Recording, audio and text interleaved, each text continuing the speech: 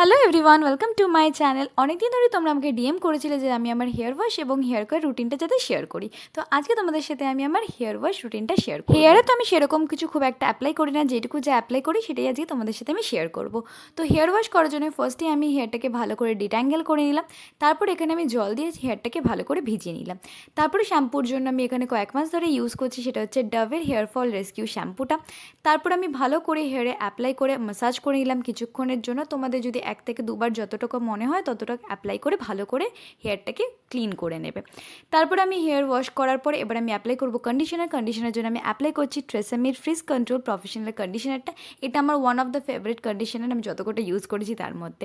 তারপর ভালো করে আমি শুধু লেন্থে কন্ডিশনারটাকে অ্যাপ্লাই করে নেবো। তারপর আমি ভালো করে কন্ডিশনারটাকে ধুয়ে হেয়ার ড্রাই করার জন্য কখনোই কিন্তু আমি ড্রায়ারটা একদম ইউজ করি না। তারপর এখানে আমি অ্যাপ্লাই করবো একটা সিরাম, সেটা হচ্ছে লরিয়ালের এক্সট্রা অর্ডিনারি অয়েল সিরাম। এটা ভালো করে অ্যাপ্লাই করে তারপরে আমি চুলটাকে ভালো করে কম করে নেব। নেক্সট তোমরা কীরকম টাইপের ভিডিও দেখতে চাও আমাকে কিন্তু অবশ্যই কমেন্ট করে জানিও।